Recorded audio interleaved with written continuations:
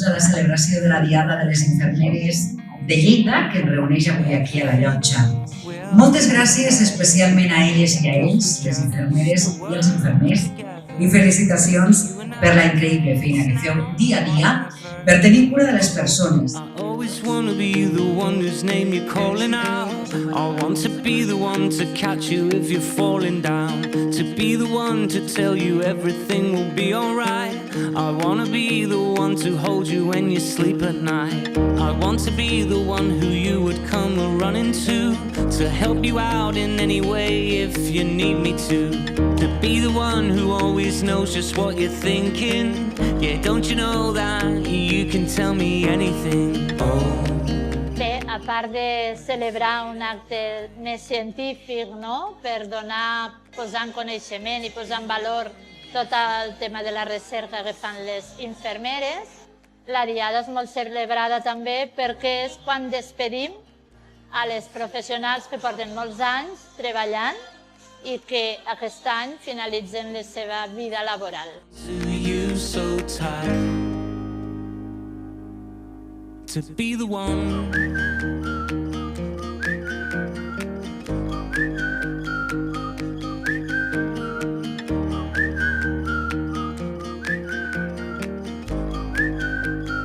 Bé, la manca de professionals és alarmant, diríem, perquè estem molt per davall de la ràtio europea i, com hem dit abans, la ràtio és el número d'infermeres per cada 1.000 habitants, que a nivell d'Europa se situa amb un 8 i escaig, i a Lleida estem parlant de 5 infermeres i escaig per cada 1.000 habitants. To be the one who's lying by your side. Reclamem bàsicament reconeixement. Reconeixement a nivell professional, a nivell laboral, i sabem que és fàcil i que tothom ens està dient ho feu molt bé, però a l'hora de la veritat aquests elogis no es reconeixen, no es traslladen a la pràctica. Aleshores necessitem que s'amplien el número de dotacions infermeres, perquè per altra banda el que és augmentar el número de professionals que surten ja es fa a través de les universitats. Des de l'any passat, de fet, ja es va augmentar el tema de les dotacions que sortien de cada promoció infermera. Per exemple, a Lleida sortien 90 infermeres cada any i aquesta dotació s'ha augmentat fins a 120. Això és a nivell de tota Catalunya. El que passa és que vam començar l'any passat i necessitarem 4 anys perquè surtin aquest augment. Per tant, ja tenim un decalatge. Això és una notícia positiva, però per altra banda ens falta que l'administració cregui i oferti més places.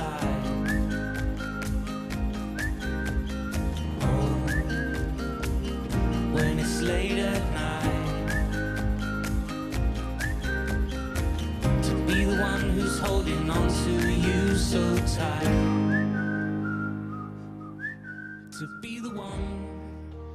Ho veig molt bé, no? Perquè és veritat que gent molt jove tenen una altra manera de fer, també és cert, tenen segurament uns altres valors, però que no són ni millors ni pitjors, sinó que són diferents, però venen amb molta empenta, fan molta recerca, estan molt per investigar i això és un potencial molt fort, alhora que la majoria opta per fer després uns estudis d'especialitat i això ens ajudarà segur a tirar endavant.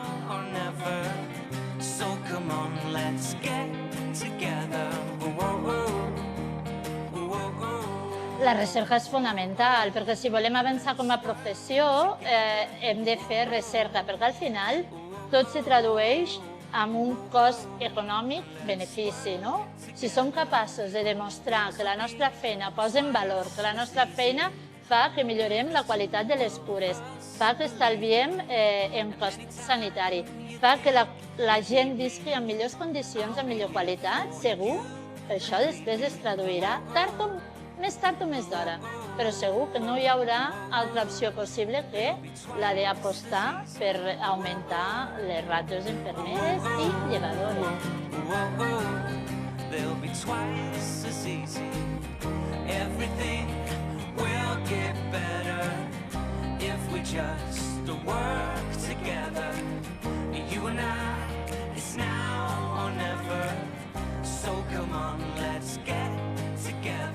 Sí, l'estudi Lideratge en els centres de llarga estada de Catalunya es tracta de fer una comparativa amb un model que va desenvolupar la doctora Matt Gilton, que ha participat a la jornada d'avui, i en el qual vam estar investigant quines eren les condicions laborals de les infermeres i les auxiliars de les residències de Catalunya i dels centres de llarga estada, també quin era el nivell de precarietat laboral, amb una escala de precarietat laboral que va validar el professor Joan Menach de la Pompeu Fabra, i finalment vam conduir també un estudi qualitatiu amb el qual vam analitzar més de 50 entrevistes realitzades tant a directores d'infermeria d'aquests centres, a auxiliars, a gerocultores, a infermeres, per suposat, i a responsables higiènico-sanitàries d'aquests centres.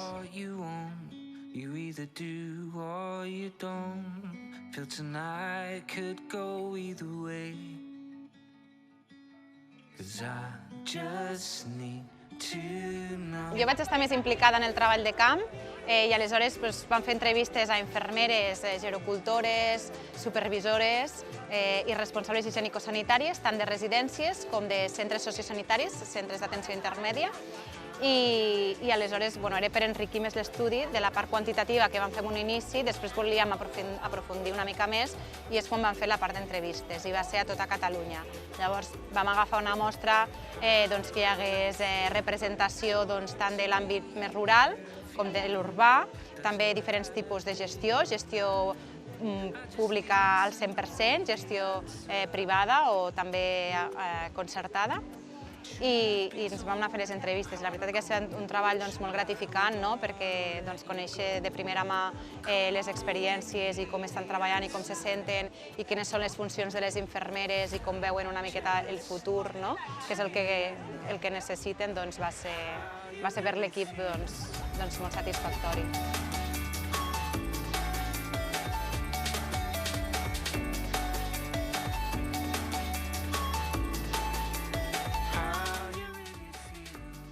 El resultat, diguéssim, fent una agregació molt àmplia, seria el multitasking. Les infermeres de les residències abarquen moltes tasques de gestió organitzacional, de gestió clínica, com per exemple després també aspectes, rutines diàries que fan, funcions de control de medicació, de controls, de valoracions, de seguiments de la persona, però després també altres situacions més sobrevingudes i agudes que també han de donar resposta. I després també alguna infermera fins i tot referia que era com una gincama, perquè s'havien d'ocupar inclús fins i tot tasques de manteniment. I un element també a destacar, transversal, seria les tasques administratives, que ocupa molt temps i al final el que repercut és a menys atenció directa a la persona, menys temps. Llavors, si hi ha poc personal també en aquests centres i tens moltes tasques a fer, a qui repercuteix és a la persona que està vivint a la residència.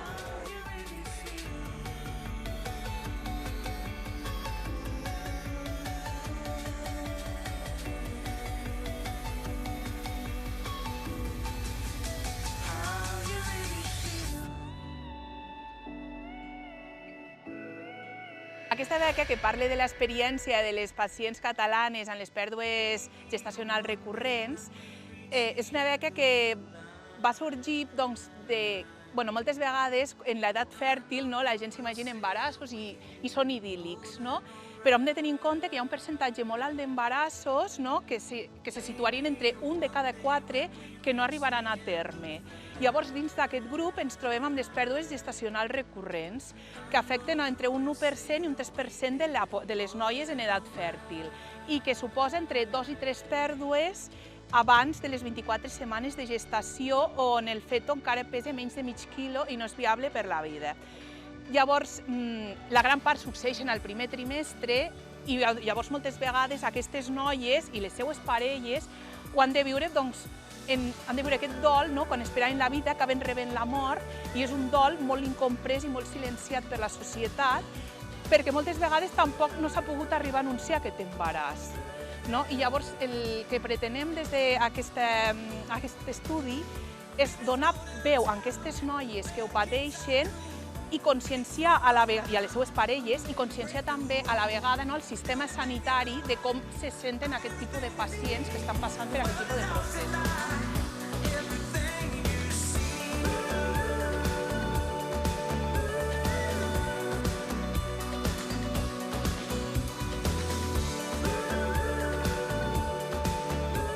Nosaltres aquesta beca la volem utilitzar per poder realitzar totes aquestes entrevistes a aquestes pacients que tenim localitzades, que pateixen pèrdues gestacionals de repetició o recurrents, i les podem entrevistar de forma qualitativa, que ens expliquin la seva experiència i arran d'això publicar una mica què és el que senten, què és el que viuen, les experiències comunes, i també que aquesta experiència nostra ens serveixi també per poder transmetre aquest coneixement als professionals sanitaris, que al cap i a la fi són els que les acaben atenent. I si podem, a la llarga, fer algun tipus d'educació sanitària a tots aquests professionals, seria ideal.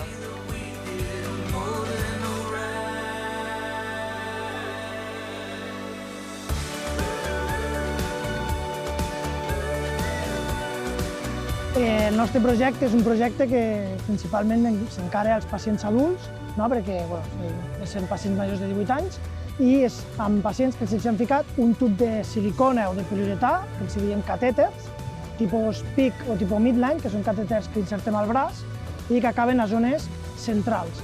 Aquests dispositius, aquests catèters, el que necessiten aquests tubs, necessiten un dispositiu extern que fixi el catèter a la pell, perquè es porta durant un temps relativament llarg, una setmana, 15 dies, inclús poden durar un any posats aquests dispositius. Per fixar el catèter a la pell se fiquen uns dispositius que ara mateix estan utilitzant uns que són genèrics, que porten una pega. El que volem fer és fer dos grups, un amb el dispositiu estàndard i un altre amb un dispositiu neonatal, que és més petitet i porta una capeta d'òxid de zinc, que el que fa és disminuir o ser més amable amb la pell per disminuir les possibles complicacions associades amb el dispositiu sobre la pell dels pacients.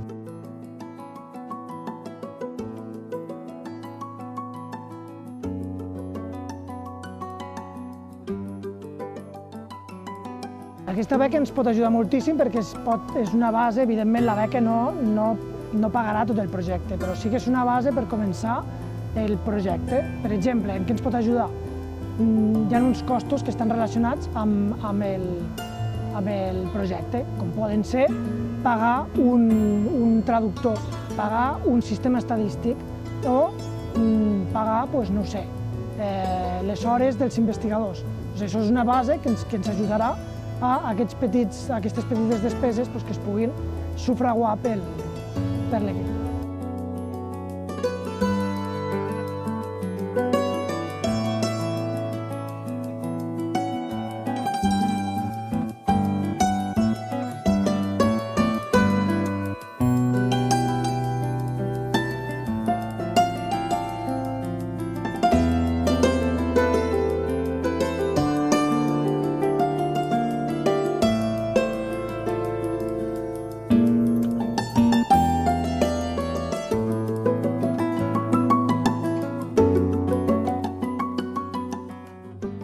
El meu projecte es tracta d'un estudi descriptiu dels possibles factors associats d'autocura i el nivell d'autocura que tenim ara a Lleida. Consistiria en una part d'un projecte major que vaig fer com a treball de final de residència, que era un assaig clínic, i seria la primera part que nosaltres vam fer per fer aquest assaig clínic. Amb aquest projecte el que estem mirant és el nivell d'autocura que tenen les persones de la nostra àrea bàsica, però a més mirem amb una escala que es diu Self-Care Heart Failure Index, mirem el manteniment de cures cardíaques, que seria què fan els pacients, per exemple, pesar-se, menjar sense sal, vacunar-se, etc. un apartat que seria de saber detectar aquests símptomes de descompensació, que serien, per exemple, si veuen un augment brusc de pes, si els apareixen edemes, etc. Un tercer apartat d'autogestió dels símptomes de descompensació, que és un apartat molt important que no valoren la majoria d'escales, i aquí seria què fa el pacient quan veu que s'està descompensant, el que seria menjar menys sal, menys líquid, augmentar el diürètic, i un quart apartat que tampoc està contemplat en la majoria d'escales, que seria l'autoconfiança que té el pacient en la seva autogestió en les descompensacions.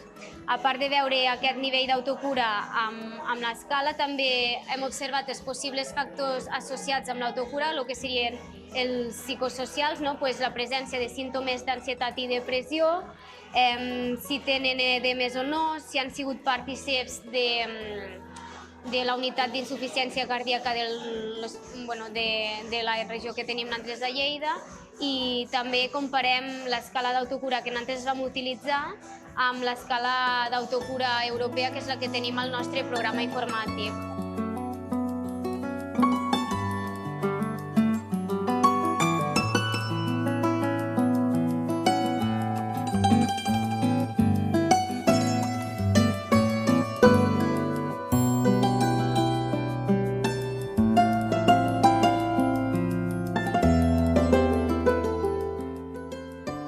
Primer de tot el reconeixement de la feina feta, que és el que has dit, i després el projecte compensa el temps dedicat. En futurs projectes, si t'has de subvencionar un vídeo per fer l'autocura, o si has d'anar a un congrés, si has de publicar, tots els diners ajuden a continuar.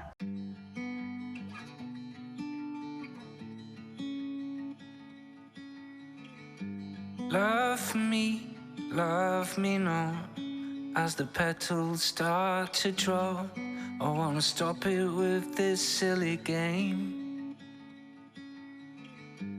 Tell me what you want, you either do or you don't. Feel tonight could go either way. Jo actualment estic treballant a l'Hospital Arnau de Vilanova, a la unitat de ginecologia i obstetrícia.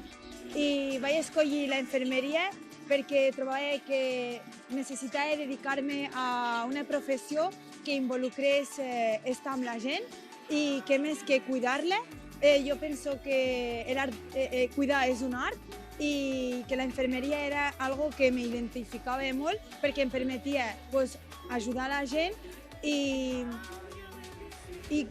com sentir-me més completa per fer aquest treball. Doesn't matter day or night, I just need to know the answer. Truth be told, hot or cold, should I hold on or let you go? Well, come on, give me the answer. 'Cause I just need to know. A mi m'agrada molt el fet que estic en una unitat que és molt variada, ja que tinc la part d'obstetrícia que tracto amb les mares i els bebès, i és algo molt bonic perquè veig naixements i és una feina molt agraïda, i al mateix temps treballo a la part de ginecologia, que veig pacients operades i puc continuar desenvolupant les meves tècniques de cures, d'infermeria, d'educació per la salut al pacient, i entre altres.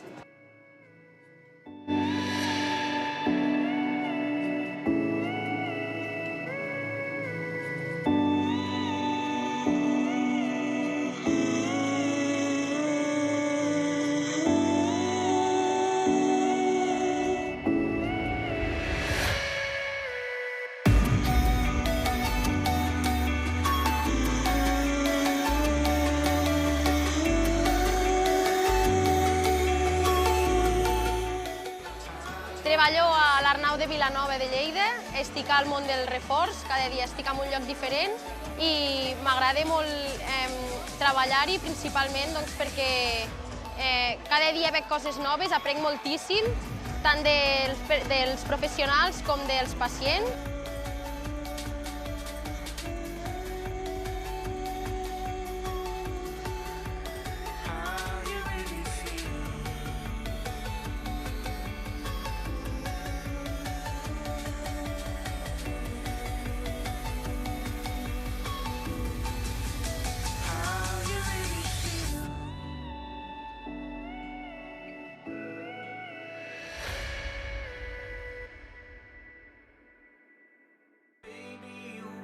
em motivava molt el fet que m'agrada molt ajudar a la gent i sóc una persona molt empàtica, a la mínima empatitzo amb la persona i al final jo penso que la professió d'infermeria és una cosa molt vocacional i doncs bé, crec que no hi ha millor professió per poder ajudar els pacients i que al final veure com a poc van curant-se i tots retornen al seu dia a dia, doncs és un orgull poder dir que sóc infermera.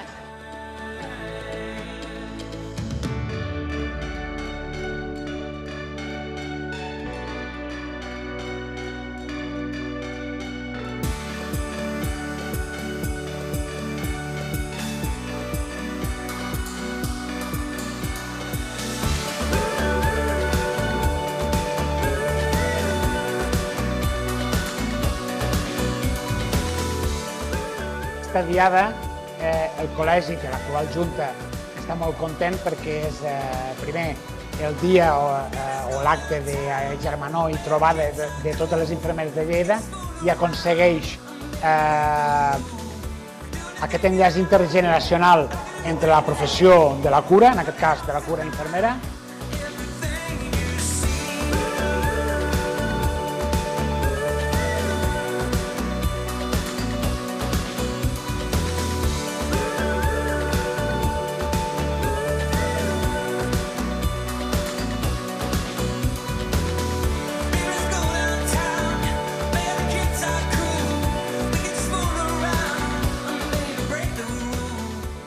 les infermeres, si heu vist ara amb els premis, les beques, estan integrant aquesta recerca, aquesta investigació en la seva praxis, en el seu dia a dia, i això es trasllada en la manera en com les infermeres fan les cures sobre la seva població, és a dir, millorem la praxis professional de l'infermeria en el seu dia a dia, integrem això, si no em vull deixar o no em vull oblidar que hem tingut una àmplia representació d'infermeres, de docents de la Facultat d'Infermeria i Fisioteràpia de la Universitat de Lleida i aquest punt d'interrelació entre praxis professional en aquests centres que t'he esmentat amb la part acadèmica és aquest punt i aquest nexe que volem posar en valor que ha de ser-hi tot l'any i en el que estic segur que gràcies a aquests premis, a aquestes beques i a aquests moments de trobada sorgeixen idees que el que fan és aconseguir que les acadèmiques i recercadores trobin en les infermeres assistencials punts per desenvolupar de manera conjunta projectes que acaben revertint sobre la millora dels cuidatges i de la cura a la nostra ciutadania.